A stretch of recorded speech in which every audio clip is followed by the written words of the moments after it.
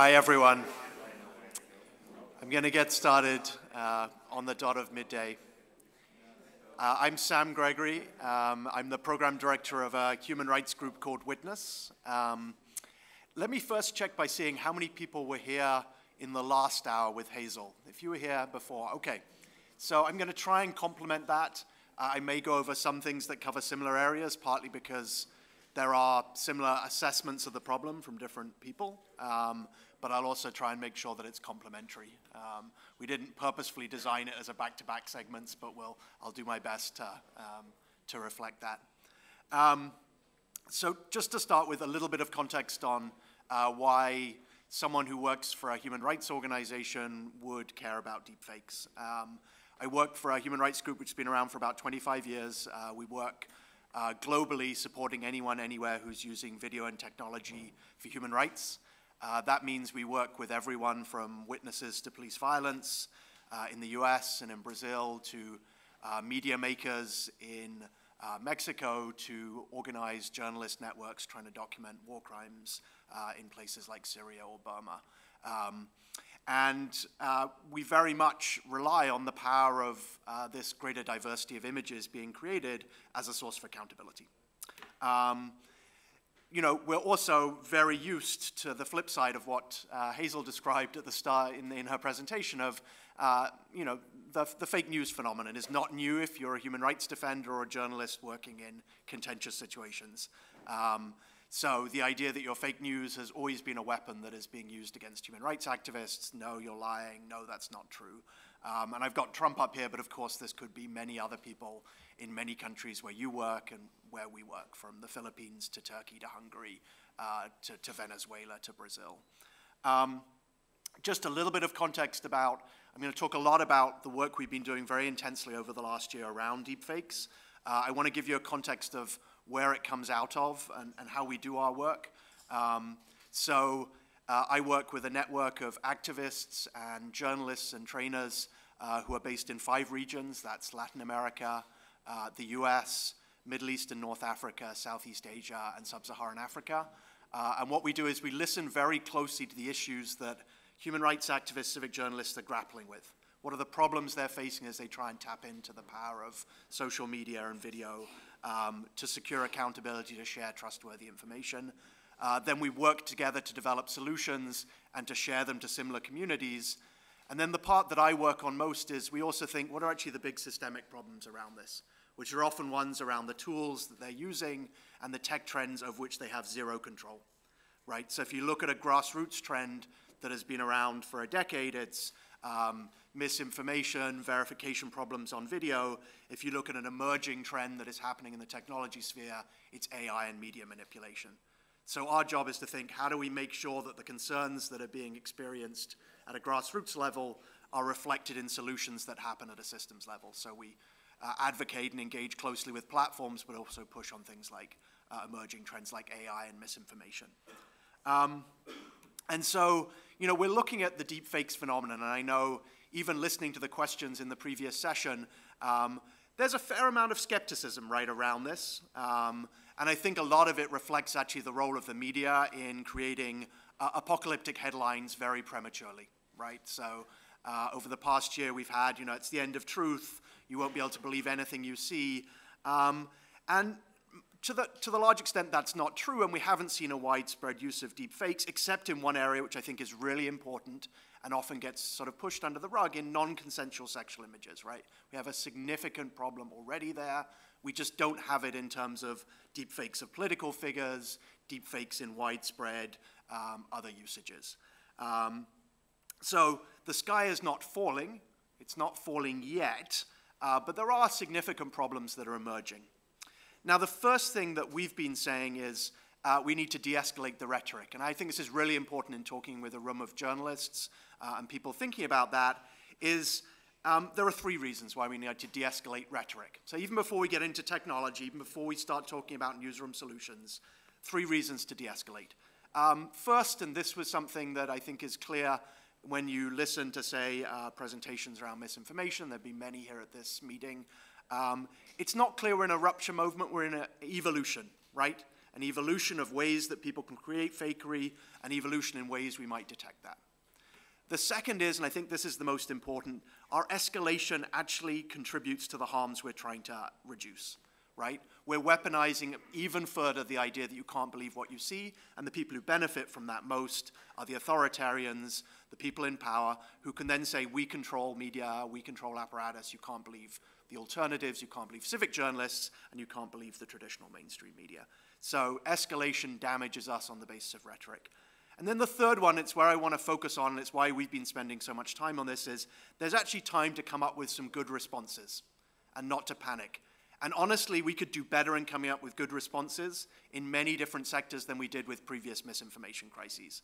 Both the platforms, Facebook, Google, YouTube, and frankly, civil society and the media. How are we going to do better with this problem if it becomes a serious problem? So now what? I'm going to broadly in this talk about three areas, but I want to contextualize them in what we've been doing. I'm going to talk about technology, just explain kind of the technology, where it is now and where it's going. I'm going to talk about threats, and I'm going to talk about solutions. So in terms of understanding this, we didn't want to start just with listening to media coverage. We wanted to think, how do you talk to the different stakeholders here and understand it? So we held a meeting last June. You can access the report online via that link, which really tried to talk to a broad range of experts and bring them together in a Chatham House context about what they saw as the risks. So leading AI experts, people working in the platforms, journalists, cybersecurity experts. And we also wanted to say, on the basis of this, what are the range of solutions, right? So we're not technocentric, we're not centered purely on a news industry response, knowing that fake news isn't just about the news industry. Sorry to have to say that.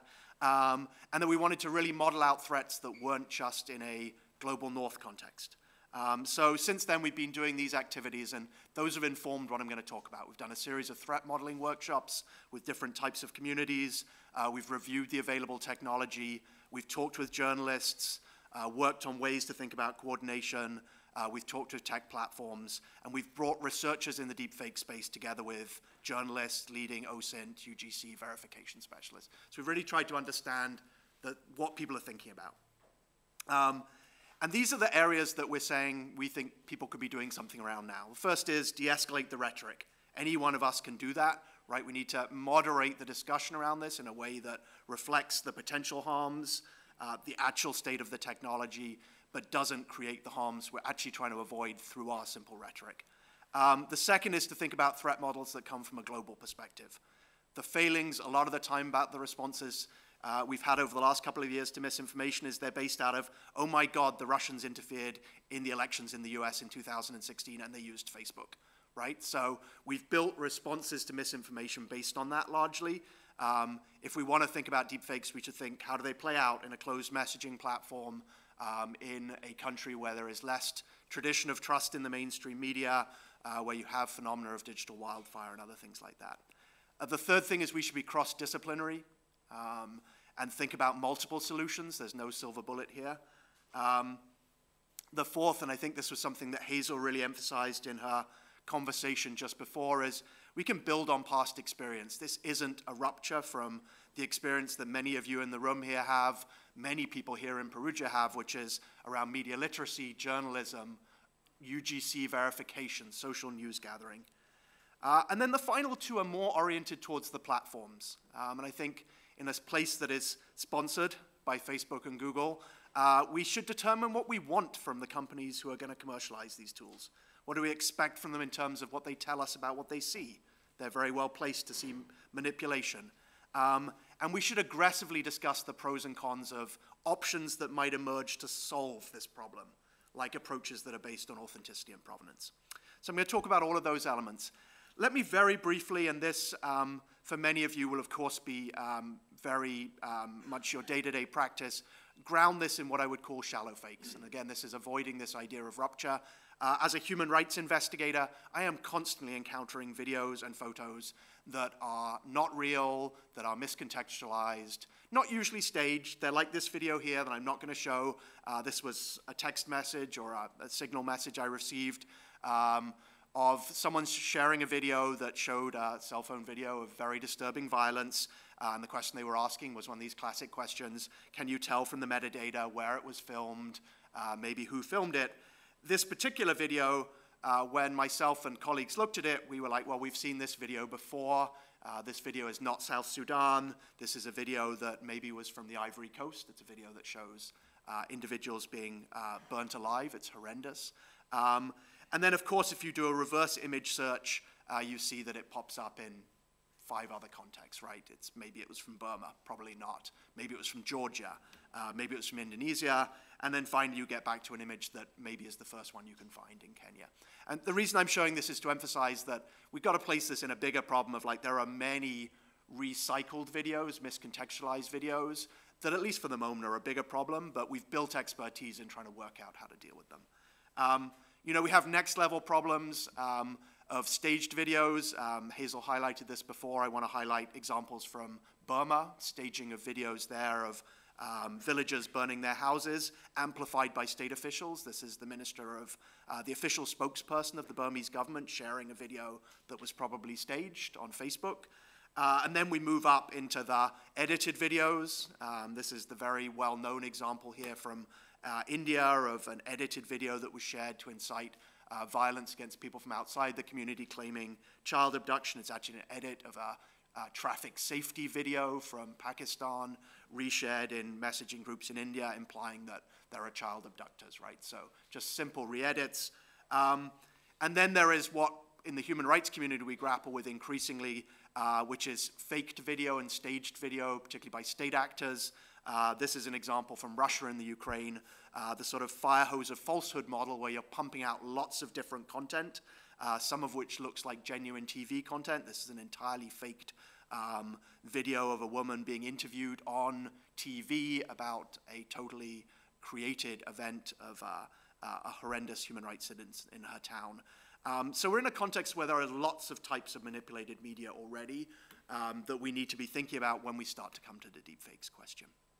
And we're in a context where there is expertise. So I'm highlighting here just a couple of the groups that clearly work in this space already. First Draft, groups in news agencies like the New York Times Visual Investigations team. So let me move on to talking about the technology behind this. And I'm not going to do a deep technology dive, but I'm going to talk about capabilities, because I think that's a useful way to frame it in this context. So tech capabilities, what are the technologies behind this idea of deepfakes? I'm going to talk in very broad terms here, and if we went into any particular tool, there might be slight variance on this. But in general, what has driven this explosion in the ability to create and manipulate video is the increasing ability to use the training data, including the training data we create. So this is a representation of selfies, the photos and videos of our faces, to plug them into a new generation of AI-based deep learning techniques that engage in what we might describe as a kind of cat and mouse game to improve forgeries, right? So I'm going to try and create an image, see if I can fool an opposing computer system that's going to try and create a better image, et cetera, et cetera. So we are essentially setting AI systems to compete against each other. I'm not going to ask you to read any of the underlying text in this, just to note that there are many models for doing this that continue to evolve.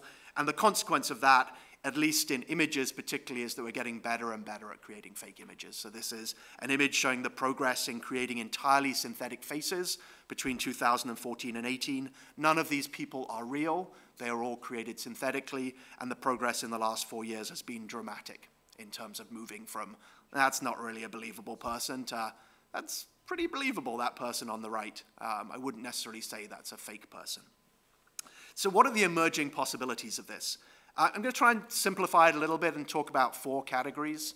You can alter video, just like with photos, right? So Photoshop for video, right? Taking elements out, changing a video, not editing it in terms of cutting segments, but editing within the frame in a much easier way. Creating a realistic voice or face of a human that never existed. Simulating and manipulating a representation of a real individual's voice, face, or movement. And all of this in interplay with enhanced micro-targeting, affective computing, this is understanding people's facial expression and responding to that, and AI-based content creation and targeting of an activity at volume. And the reason we want to think about this is that those are all evolving in similar AI-based spheres. So this is not purely about image creation. It's about how that relates to other ways we think about the attention economy around it. So let me show some examples of those. Alterations, right? So 2 days ago, Adobe launched in After Effects something called context-aware fill for video. This allows you to remove objects in video. They've been signaling this for a while, and it's finally out. You see an example they shared in their promotional video there of removing those 2 cars in the bottom frame from this video in order to just have your cyclist cycling alone. It's a very non-sinister example. Second is changing the weather. And again, I want you to put yourselves, those of you who are OSINT practitioners or think about verification, about the ways these mess with how we authenticate and verify video. This is something from NVIDIA AI, just changing the weather in that traffic scene. Realistic faces, hamburgers, cats, Airbnbs that don't exist. There's a whole subgenre of websites where you can go to create thispersondoesnotexist.com, this cat does not exist.com, this hamburger does not exist.com. That one actually doesn't exist. But they're essentially using these tools to basically create realistic representations of an object that never existed. Individual simulation of voice. So I've highlighted here one company that's in this space, and this is an important point when things start to get commercialized. Lyrebird, which creates voice audio, text-to-speech audio from relatively limited samples of audio that you provide to it. So you can have an electronic voice that sounds like someone created from text. So it doesn't sound like Google Assistant, it sounds like you. I've tried this out. I sound Canadian, but if you didn't know me well, my accent's a little bit messed up anyway. You might be like, that's Sam, we can't really tell where his accent's from. I think it sounds like him. And then you also have ones that are about easier ways to imitate another voice. So this is voice conversion technology from a group called Modulate AI. Real people as puppets. So this is another tool that's out there, editing facial expressions. So I'm highlighting some research here from deep video portraits. I'll just show you what that looks like. Output videos have a high level of realism. So the person on the left is basically transferring their expressions the source actor can also control the facial right. expressions and the eye motion, including eye blinks. So the person on the right is not doing that. They're entirely being manipulated from the source person on the left. And there was a recent experiment that looked at this, and we are not good at distinguishing that this is faked. We're quite good at distinguishing deepfakes still, because often they look not human. We are not good at distinguishing. We have no better record, say, than 50-50 at distinguishing these examples of facial manipulation. There's a company working in this space that's doing native dubbing. They were the people behind the experiment that Hazel showed in the previous session. Native dubbing being transferring the ability to do a voice track onto an individual who doesn't speak that language by manipulating the lip movement to match a voice track, for example, in French or Spanish if the original person doesn't speak that language. Real people as puppets with body movements. So I just showed you face movements and lip movements. This is something called Everybody Dance Now by C. Chan and a number of other people that was published last year, Caroline Chan. And this is transferring from the source video to the target a body movement. So this is what that looks like.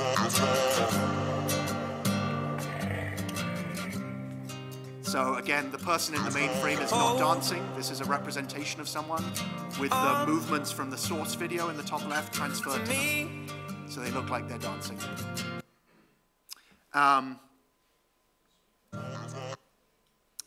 Another one here, realistic facial construction around audio. So you have an audio track, you build a face around it. That's the lip sync Obama expression. And then finally, I get to the one that we are most familiar with in this context, real faces, real people with faces swapped. In the less sinister version, usually involving Nick Cage. And the reason I'm sort of ending with this, I also want to recognize, I don't think that deepfakes themselves are necessarily the biggest worry. I think a lot of the other techniques are much more relevant as threats to the types of trust and integrity questions that we're grappling with. They're more subtle, they're less easy to detect, and they're much more viable right now. in many spaces and likely to be more viable.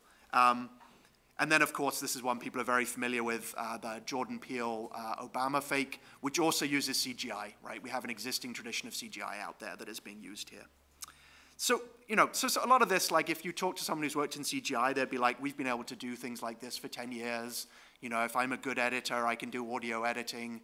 Let me highlight a few things that are changing that make us think this has some differences. Or things you should know about kind of the trends. So the image quality is improving, right? And that is a trend that is happening pretty rapidly. You saw it in photos. It's getting better generally across the spectrum of photos, video, and audio. Second is, a lot of this is moving to video. Our cognitive understanding of video is different from the way we mediate and view text and photos. We shouldn't underestimate how people understand video, and also our learned understanding of whether video can be manipulated in this way. It's moving to mobile, which of course will increase accessibility, and the barriers to entry are falling, right? At the moment, it's pretty hard to make a deepfake, right? We know that, right? To make a good deepfake, it's actually pretty complicated, but it's getting easier. It's requiring less training data, and I think the related point is the second one is you can actually do deepfakes as a service now, right? If you go online, you can buy a deepfake. Now, I'm not saying they're good deepfakes, but I think the other thing we should remember is we're not looking actually often for complete verisimilitude. For many threat models, you don't need it to actually look completely real for it to be extremely effective. And I'll talk about that in a moment. And then I think the ones that are particularly important at a scaled level is we're starting to see commercialization. So, of course, Adobe is doing this for all the right reasons. They want to give us creative control and ability to work with video in a different way. And I respect that. I'm a big fan of Adobe tools. At the same time, I'm also conscious that that tool that they've launched with content-aware fill for video has plenty of malicious usages and is now much more available to a vastly greater number of people than the ability to edit in frame might have been before on a frame-by-frame basis. And it's, of course, connected to a whole set of other trends around weaponization of media. So what are the threat models? And this came up in the previous session. So we've been doing a series of workshops and meetings to look at threat models, what people perceive as threat models, and then what should we think of as solutions in response to them. And in our threat modeling, we've tried to sort of think, what are the differences here? How does this expand existing threats, potentially in terms of scope and scale? How does it alter threats in a way that makes them more harmful? Does it introduce actually completely new threats? And how does it relate to other threats that already exist? So trying to understand in those terms. So I'm not going to share the detailed threat models that we've done. We generally aren't publicizing all of them. And I'm just going to pick out a few that I think are relevant to this group to think about. So I'll share maybe 10 or 12 before we move into some of the solution area. So a few that have come up in news contexts as ones where people see existing vulnerabilities. One area we know already is kind of the competitive window before an election, including places that have media blackouts. We know from experience, for example, in the French elections, that people exploited that pretty effectively, or tried to exploit it pretty effectively. This is the fake Le Soir webpage about Macron being funded by Saudi Arabia that was shared very much right in the last minute before the elections in France. So there is a window there where the ability to use sophisticated fakery has real potential payoffs. The second, and this has come up when we've talked to mainstream media organizations, is we know the problem of news remixing, right? So the use and abuse of logos, right? So any major news organization is familiar with people sticking their logo on a piece of content to give it credibility. When you start to combine some of the ability to edit and manipulate video and logos, you have the ability to do it in a much more sophisticated way.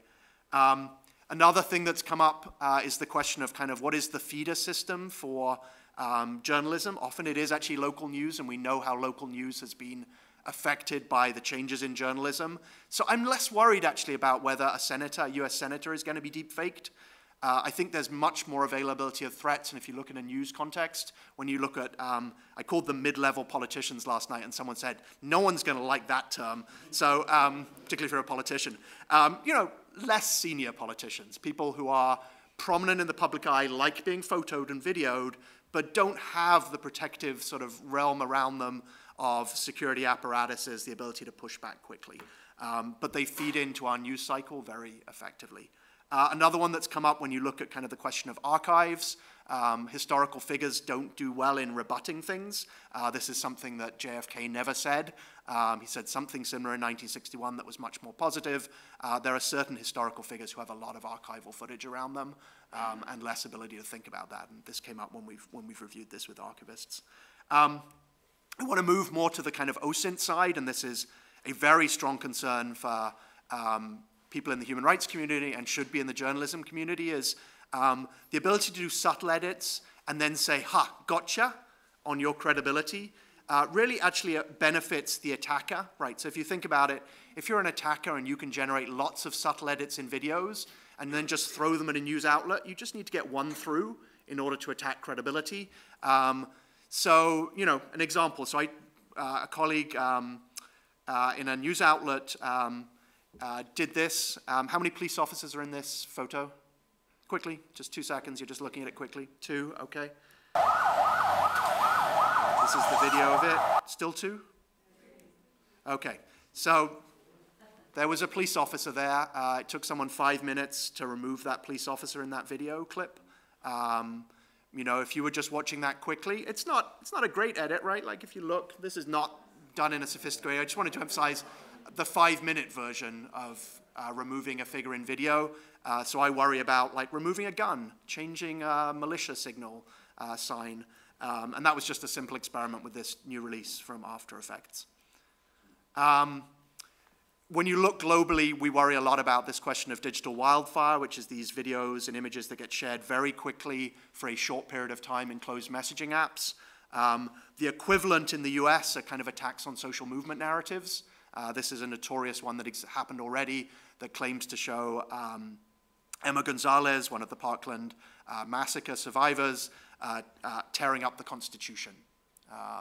And it wasn't that, it was just a simple Photoshop manipulation. But trying to think about how we insinuate images and videos into those narratives. The other one that's come up, and this makes complete sense, and certainly for those of you who've heard Rana Ayyub speak about her own experience in this context of attacks on journalists. We see this all the time, attacks on human rights defenders on the basis of sexual content, corruption claims. This is from Brazil, Marielle Franco, who was attacked on claims that she was aligned with drug dealers. This is after she was assassinated. This is a city councilwoman in Rio de Janeiro. And we constantly see people also trying to spoof identities. So attacks on journalists and human rights defenders with simple fakes, again, doesn't need to be complicated. So think about that gate modification type stuff. You know, one way to attack someone on credibility is that they're drunk, right? You know, so simulate someone being drunk with gate modification. You may not need to do more than that. And of course, spoofing identities we see all the time. This has come up, at least in one context already, the question of how in places where you have extreme amounts of video being gathered by state authorities, you can simulate things. So already, like around some of the videos that are released by the Chinese authorities, they have plenty of footage to be able to generate a deep fake of a dissident should they wish to. At the moment, they force people to say things as confessions, and that's a very viable option under the Chinese system, but they also have a vast volume of footage to generate this content should they wish. Let me finish by talking about things that work more in a kind of systems-wide sphere in terms of threats. So cyberbullying is far more pervasive than people think already. Data and Society had statistics from a few years back that I think indicated that 1 in 5 people have faced some form of cyberbullying. And certainly if we look at the use in non-consensual sexual imagery already, we should be extremely worried about how this doesn't require origin material, right? So if you think about sexual content that is used against people, it's often you had it in an intimate partner relationship or a presumption of trust, or it's hacked from your device, right, or your account. These options allow you to potentially create that content without original source material, and this is where I'm pushing back on the verisimilitude question. The point here is it doesn't need to look perfectly real in order to create harm if you're doing it from an exposure point of view, or you're trying to create a splash, or you're trying to agitate. And a couple of examples that cut across between the other ways in which we can think about AI in terms of micro-targeting. This is the type of individualized content to use specifically. How do we think about that being generated, which is increasingly happening? It's obviously part of the ecosystem of platforms already, and there's pushback on that, right? But it's also available increasingly as a tool that we're thinking about. Certainly a concern around astroturfing, right? So creating lots of content to create a sense that there is a constituency around something, right? Lots of fake accounts that look real, lots of rather not very well done, but audio messages, videos that are faked. And I think the biggest one that we've been concerned about, and I think it goes back to the rhetorical question, is, you know, and some of the emerging strategies. So if you look at that sort of floods of falsehood strategy that I mentioned earlier, the sort of fire hose of falsehood from Ukraine, you know, that's basically just flooding the sphere with lots of content that's contradictory, that's false, that people have to try and disprove. When you have that type of content, we go back to kind of a, you know, Hannah Arendt said it very well in like 1974. She said, you know, and she was referring to totalitarian states in that context, that a people that no longer can believe anything cannot make up its own mind. It's deprived not only of its capacity to act, but also of its capacity to think and to judge. And with such a people, you can then do what you please, right? So if we think about trust basis in society, thinking about the value to some people of multiple false, contradictory, real-looking accounts at volume, they may have a vested interest in that. And then we have what we've already seen. Hazel earlier cited examples that are consumers saying that's a deepfake. We've also had politicians start to say that's a deepfake. And that sort of plausible deniability, I think, is a tremendously worrying element that we're already seeing even when we've not got scale around this problem. So, as I mentioned earlier, we do need to view this in a bigger context. So I placed it in one context before, which is misinformation and shallow fakes. The other context of sort of Russian dolls, and the pun is somewhat deliberate, but also reflecting the nature of this is embedded within other types of contexts. We obviously have to view this in the context of other mis- and disinformation questions. So I'm referencing here some of the work of Claire Wardle and First Draft about, you know, the types of ways people use this, right? So misinformation is different from disinformation and malinformation. As I mentioned earlier, we have to look at how it overlaps with personalization and microtargeting in platforms, right? How content is directed by systems and by individuals towards platforms. The role of bots and humans, right? So people who display bot-like behavior as well as bots in terms of sharing content. And of course, this has been very prominent in the discussion in the last few weeks in relation to the Christchurch terrorist attack, the role of offline organizing that takes place to work out how to push this content out. So deepfakes are not going to be shared just in some weird viral way. They will be coordinated and pushed out by actors who have a vested interest in it. And they will be integrated into fire hose of falsehood or data void strategies. Fire hose of falsehood is that approach where you pump out lots of contradictory information, put the burden of proof on the media, and force the public to basically say we can't believe anything. Data void strategies is what we've seen on YouTube, which is you fill the spaces that the search result doesn't have a response to yet, for example, on breaking news events. Two psychological factors we're putting in the picture. Seeing is believing, right? And I say this not in like a flippant, hey, seeing is believing, but just to reflect the cognitive questions of how we handle visual information and how we deal with that. And obviously, there's a lot more research around this, and I'm, again, being a little bit superficial on the top, but there is still some truth to what Jonathan Swift said, that falsehood flies and truth comes limping after. So particularly when you look at the kind of digital wildfire, rapid distribution of these things, we know we're inherently at a disadvantage as human rights groups, as people who care about the civic space, as journalists. So what are proactive solutions in this space? So as I mentioned before, we've spent a lot of time looking at a range of solutions. I'm only going to talk about 4 or 5. We've covered about 20 in a solutions survey that's up there that looks at kind of 20 different areas. People are looking at solutions in this space. And when I say solutions, I'm going to put them in inverted commas. They are approaches to trying to make this less of a threat. They are not silver bullet solutions. I'm going to focus on a few areas to talk about here, which I think are most relevant for this audience. Literacies for spotting, kind of like what is a kind of consumer literacy, or maybe a newsroom literacy. Journalistic capacity and coordination. Tools for detection with the question alongside that, who has access to them? Tools for authentication with the question beside that, who's excluded from those tools? Tools for obfuscating our personal data, so tools for opting out of being a deepfake. Is that possible? And what do we want from platforms and lawmakers? So there's a lot still there. So literacies and skills for detection. Okay, so at least in a lot of the conversations I have, and I'm going to mention a couple of these kind of common conversational tropes, I hear people say, well, it's easy, right? Deepfakes don't blink. And this is also a consequence of how we've done tech journalism in the last year, that there was a massive amount of media coverage, relatively speaking, around a particular experiment done by a very good academic research team last year that looked at, can we see some tells at the moment around deepfakes? And one of the tells that the team found was that deepfakes don't blink at the expected regularity of normal people, in this case, Tucker Carlson. I don't know if he's a normal person, but of supposedly normal people. Certainly, Tucker Carlson morphed with Nick Cage does not blink at the same intensity as normal Tucker Carlson. The problem with this one was within about 2 weeks, even the researchers who'd done that research started getting people sending them examples of deepfakes blinking because people had worked out, and the researchers had been clear on this, that part of the problem was that the deepfake training data didn't have enough people with eyes shut or blinking in it because a lot of TV, like, people are staring at the camera. It's a different experience than conversation, for example. But it required just some thinking about that particular kind of Achilles heel of the deepfake training data at that particular moment to start to work to solve it. So as we're thinking about this, we could look for those current algorithmic Achilles heels. I think the problem with this is they're going to keep changing. And I actually think it's a really bad idea to tell the public, look for X, look for Y. We've done almost no public-facing literacy work ourselves, even though that's a big part of Witness's work.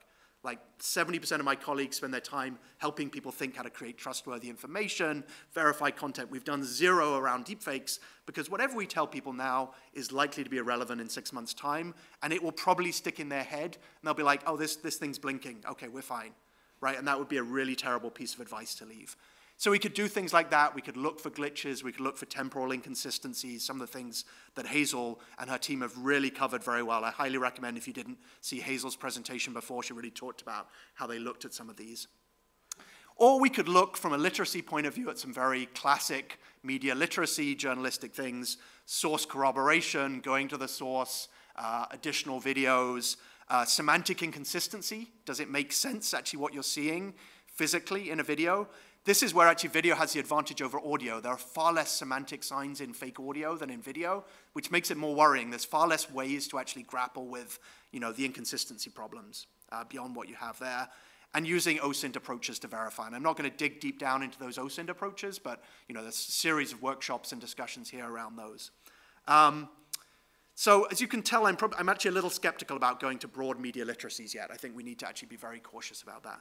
Second is to build on existing expertise in debunking. Again, there are many organizations, some who may be in this room at the moment, who have great expertise in this. I'm throwing up some Bellingcat, some first draft work there.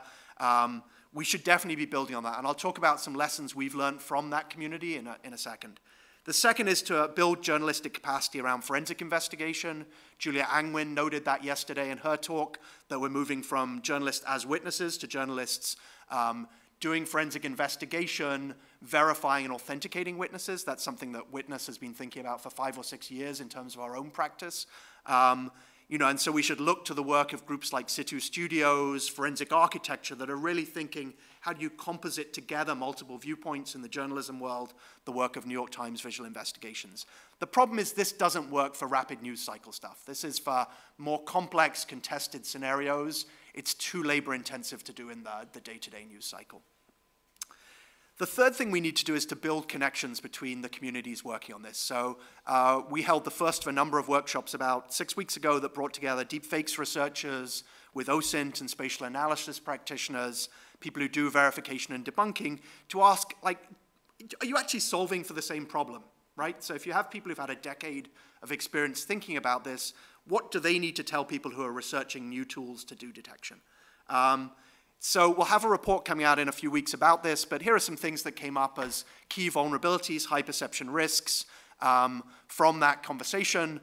Very top line, the kind of process challenges around real-time video, real-time analysis, and the problem that at the moment it's manual often, and it's not compatible with scale. Second is real-world realities of compression.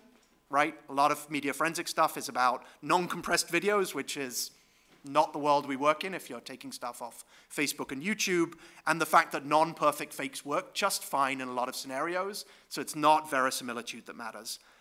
You need better communication between the journalists and the research communities, and you need tools for non-technical people that don't require media forensic skills to do them.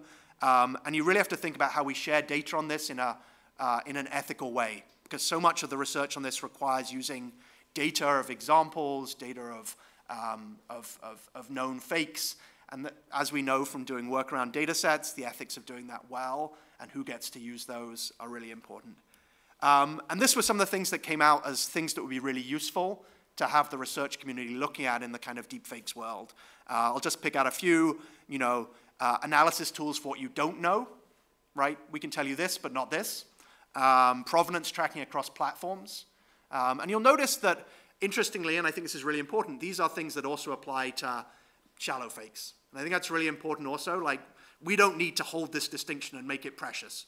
We need to think about the overlap and reinforce that. So reverse video search, why we still don't have reverse video search as an easy option to deal with shallow fakes, we should be pushing on that. And a whole range of questions about how we think of sort of chain of use tracking. Let me talk about detection. We can fight the arms race of detection and creation using forensic tools. This is the one that people like a lot. It's called Eulerian video magnification that shows that real babies have pulses. Deepfake babies don't have pulses. It's kind of like the zombie baby phenomenon. So the baby on the right has a pulse. See that? Baby on the left does not have a pulse. That is a deepfake baby or a faked baby. Now, again, you could probably solve for that by changing your training data. Thinking about it, it's a slightly more fundamental sign than, say, blinking. You could invest in trying to think about the intersection of some of these tells. So, right, blinking may not be the right one, but Hazel mentioned one before, is that blinking may vary between languages. I don't know if that's scientifically proven, but it was a really interesting idea. Like, so if you're doing that native dubbing, maybe you have a way of checking that the blinking sign, which is independent of the the mouth modification, matches. And there's certainly research happening which is about how do you cut across two signals, which makes it a lot easier to then come up with a good sign, whether it's authenticable or as real, or whether it's detectable as manipulated. We can fight back with the same tools. So Forensics++, Face Forensics++ is basically creating, as an example, of creating a database of fakes and then basically testing detection tools against that. They did it with a face swap technique and then that face expression modification. And that's where the research came out that showed people are really not good as humans of spotting face expression modification, but a detection tool can signal that to users. Can't we just use blockchain? The reason I say it this way is, like, every time I go on Twitter, I usually get that response, and sometimes it's just blockchain in caps with an exclamation mark, and I'm a little sick of it. But I want to recognize that I think there is a role here, right? And you saw it in the OSINT space. The question is, where is the role for a distributed ledger, this type of tracking of content? And this goes to one of the things I mentioned earlier, that we need to aggressively push on tech infrastructure questions and what they have implications for. So I'm going to pick a particular thing that we're doing work on. We have a report coming out in about a month that's looking at the pros and cons of moving to more of an authenticity provenance-based infrastructure for images. And I've put up here two tools that work towards that. One is the sort of market leader. It's a tool called TruePic that does a mix of what's called controlled capture, i.e. you control the way an image is gathered or a video is gathered on a mobile device, some spoofing testing, addition of rich metadata, and then signing it to a distributed ledger, like the blockchain. And then Proof Mode is a tool we work on that is a much simpler, less spoof-proof tool that works in the background on images and video. And we are actually quite cautious, even though we build tools in this space, about jumping to the assumption that we want everyone to be using them. So a lot of the time the discussion is, well, if we could just prove that images came from a particular place, then we wouldn't need to worry about deepfakes. We would just be able to check back on the register and see if that image was actually created in a certain time and place. We'd have a tick of some sort. And what we've been really looking at is kind of what are the implications of moving to this type of disbelief by default infrastructure. And if you come from a human rights perspective, you very quickly start to see the questions of where that plays out. What about people who need anonymity? What about people who need revocability? And we see that all the time with people who share images and are like, wait a second, 3 years later, I don't want to be implicated in that scene. I don't want to be visible as the source of that content. My life has changed, or the government has changed, or the threat vectors have changed. What about people who use jailbroken phones? Like 90% of people in Burma. What about people who are concerned about data mining? And what about people who already have this weaponized attack on them that we can't trust you unless you have this tick mark, right? They're already being told we can't be trusted, and we're creating a system potentially where we're trying to encourage this. So the reason I put this out there is there's a big infrastructure question in response to this that has really important implications for how we think about it that go way beyond deepfakes. And we need to think about how deepfakes catalyzes those responses. Fifth one, could we protect individuals who are vulnerable to malicious attacks? There's some early research in this. If you're in the AI space, you'll know about things called adversarial perturbations, which are ways you disrupt computer vision with subtle manipulations to an image. There have been some experiments trying to see whether you could get people to essentially opt out of the training data in particular pools by putting these invisible images inside an image of your face. There are less technically sophisticated ones that are about just kind of creating a protected class of public figures who you basically build your detection tools to protect, right? You just have all the training data or the way to follow back the trace of content to be able to protect them. This is early work. I think this is very important. There's not a lot of focus on this. As someone who cares about individual autonomy and privacy, I think there's much more research needed in this space. And then finally, what should we want from the platforms? And I raised this earlier. Facebook and Google and Twitter and Adobe and Microsoft will be the places where much of this content is shared. They are the places that will have access to the training data because they'll see the examples of forgeries early on. So the question becomes, what do we want them to do? The first thing that I want them to do is to really listen to a global perspective on this. And to make the choices that they do around this in a way that are not the same as how they've handled previous misinformation crises. A good example would be Facebook in Myanmar, where they still have not addressed the problems they created before, and they didn't listen to what was going on and had the implications of their tools. So these are people we work with across the world. First and foremost, I want the platforms to listen to the worries they have. And that's why we've been doing threat modeling and to continue to do that in places which are not the places people listen in, like Brazil, to media activists there in Southeast Asia, and really making sure that's part of what we argue for as witness. The second thing is, I think we should think about this in the context of a couple of different things. How do we want them to detect content? How do we want them to signal it to us? And how do we want them to moderate it? And I'll split that into three. So on the finding and detecting, they're going to be extremely well placed to detect synthetic media alterations because they will have access to all of these examples. So we've been advocating that they should be sharing the training data, not the actual examples, but the training data. Not to say you should take this down from the platform, but here's an example of a given forgery tool between each other, and then they should be sharing some of the information from that to key stakeholders. That could include journalists. And we're very open to hearing what is it that is most important in terms of working out what information sharing happens here. Information sharing between the platforms and the government is the fairly typical mode. Should there be different information sharing around detection here to key stakeholders, particularly those who help identify and share information on manipulation? The second is, how do they share that to users? And I think this is a UX question. Like, what do people really want to understand and know about manipulation when it goes all the way from a face swap to someone took something out in the background? Are there meaningful ways that platforms and other people should be telling users about this? This is an open question. I'm not giving a solution here. And then the final is content moderation. And I come from a human rights perspective. I don't want to see more aggressive content moderation by the platforms in many respects. So I don't think we should be advocating for content moderation around deepfakes in a particular way. They should be handled in much the same way they're handled around other types of content, i.e. if they pose a significant risk to public safety, if they breach terms of service around non-consensual sexual imagery and things like that, they should be taken down. But I'm actually very cautious about a lot of the laws and legislations that are starting to emerge that are around explicitly this as a category when it's not narrowly handled, i.e. around, for example, non-consensual sexual imagery. So I want to wrap up now with a little bit of an invitation to those who might be interested in this. We're working a lot in this space. We're talking to a lot of people working both on the ground as doing verification as well as the platforms and news organizations. If you're interested in this, please be in touch with me. And you can reach me here. and I'd love to have a few questions as we wrap up. Thank you very much.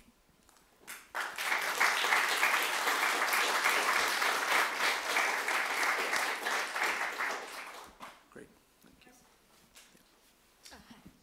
Thank you so much for these very provoking and fascinating talks. So I just want to maybe discuss more about the role of regulations and laws you mentioned in the end. So of course, it's like a very difficult balance if we have more regulations in this part, but do you think, I mean, is there any trend somewhere already? Because it could be essentially kind of like a crime, and I mean, there are also other kind of cyber laws that kind of help to protect the whole environment, and how do you think about this?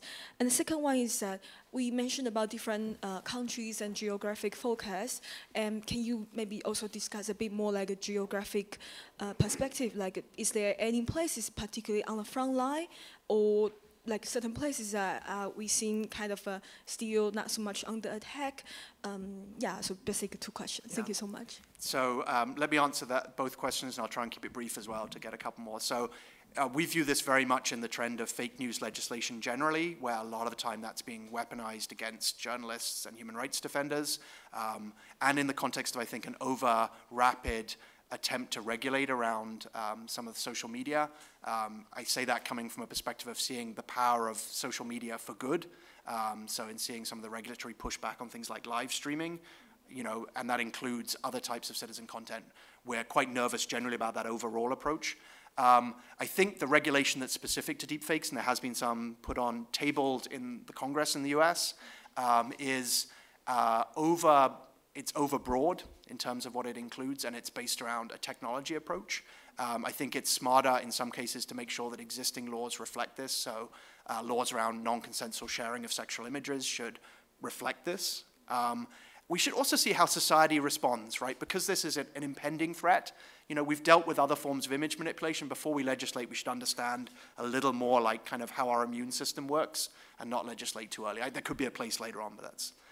in terms of front lines and vulnerabilities, I think vulnerabilities vary. You know, like the questions of abuse of closed messaging systems with audio messages, much more prevalent in some places than others. We haven't seen widespread deepfakes used yet, so I think we've still got to wait and see if there's a particular geography. But I'd say it's more the point is we should reflect the vulnerabilities of multiple different types of scenarios in crafting responses and preparing.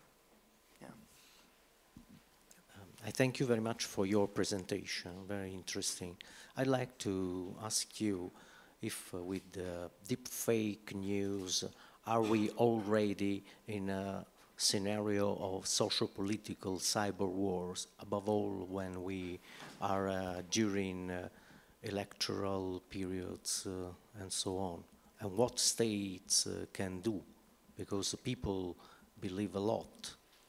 This is the problem. Yeah, I think, you know, we're clearly in a state where there is significant use of misinformation and particularly and increasingly visual misinformation in the context of non-state actors and state actors. So deepfakes is a layer on top of that. Again, in terms of what the governments should do, I think investing in citizen preparedness around existing problems around media literacy would be a good start, because it will also build out. So as you saw around my literacy observation on deepfakes, we shouldn't be training people to spot blinking. It would be helpful to think about the role of how people understand media and increasingly visual manipulation in the context of basic media literacy principles. I would prefer governments focus on that than regulation of what is fake news and not, because I think the collateral damage from even well-meaning governments doing that in places that don't have well-meaning governments towards civic expression are too strong. Yeah, my name is David. I'm from Nigeria. I'm a fact checker with Africa Check, and we just finished the elections, and we saw a lot of shallow fakes, manipulated content, how it almost affected the integrity of the elections. So we have a project with Facebook. It's the Facebook Check, and Facebook essentially says that, look, even no matter how bad it is, we won't take it down 100%. We'll just reduce the visibility. Yep. Coming from a rights perspective, privacy perspective, do you think some content should be taken down completely? Do you agree with the 80% reduction? Absolutely no. From a human rights perspective, you can absolutely defend content being taken down. It's the question of proportionality and whether it fits within international human rights law. So the other element that comes up significantly in kind of a human rights perspective is what is the transparency about what's happening? How much is being taken down? When is it being taken down? With what transparency on process? So there's both a process and the choices about making the moderation. There's also not necessarily any limitation on, for example, making choices around throttling content. And I do think we should think about those options in platforms. There's no obligation to ensure that everything has equal visibility. That's not a principle that I would throw myself on the sword for. Great. Oh.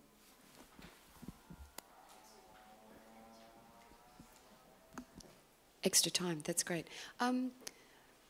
I was reminded as you were speaking about disbelief not being the first approach of it was a piece that I read back in 2005. It was an interview with Jeremy Paxman, who was quoting a former editor of the Financial Times, why is this lying bastard lying to me? Mm-hmm. Yeah, as the approach that you should take in all political interviews.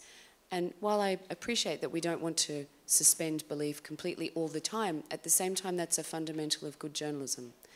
And I'm interested in the distinction that you make between simple modifications and deepfakes. I feel like that's it's a false dichotomy. Yeah, on my phone there's an app that I can remove things with, and it costs me $5. So I'm interested to ask you what you feel journalists should be doing if they aren't suspending disbelief, and how is it not necessary to treat everything that comes across your desk as a potential for a hoax? Yeah, that's a great point, Karen. I don't mean to emphasize them as sort of simple and deep. I think there's really a spectrum here, and I worry about the simple ones actually as being more effective than what we think of as complicated and very visible, like the deepfakes. I do think and I think this relates to generally the necessity for newsrooms and journalistic organizations to really think about verification and authentication more broadly, right? That there's obviously an extremely experienced and well-versed cadre of people doing that in newsrooms. It's not true across the board, right? And I do think from a journalist, you should be starting from an assumption increasingly that something might have been manipulated.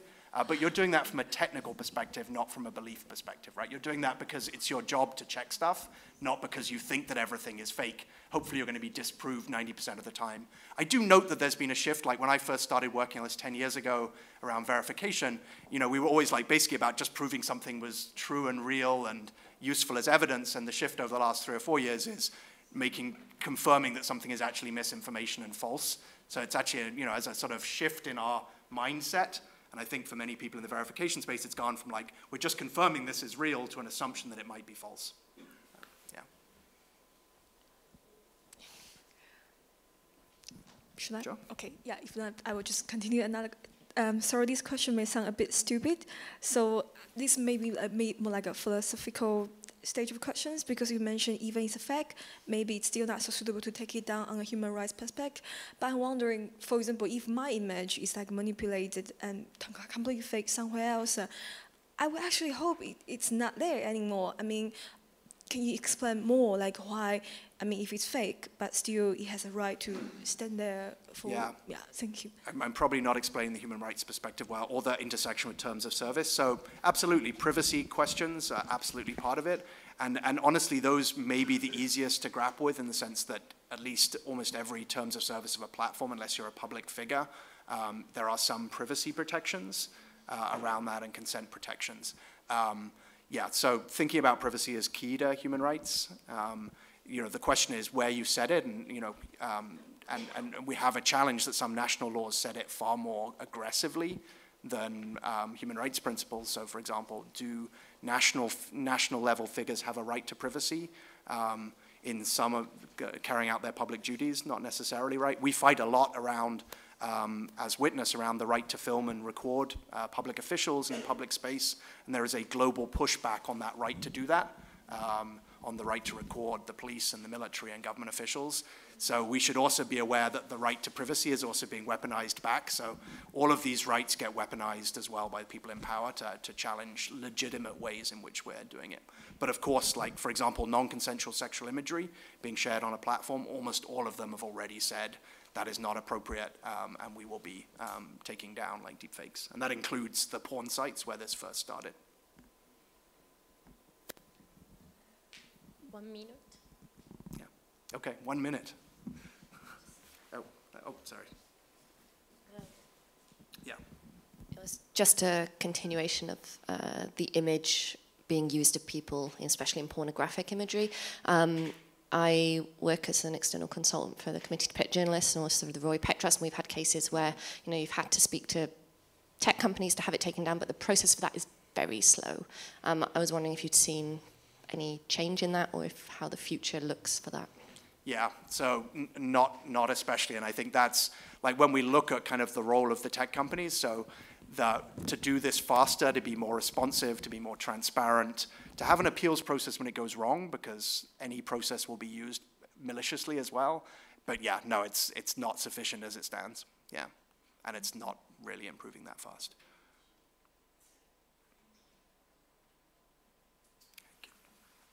Thank you.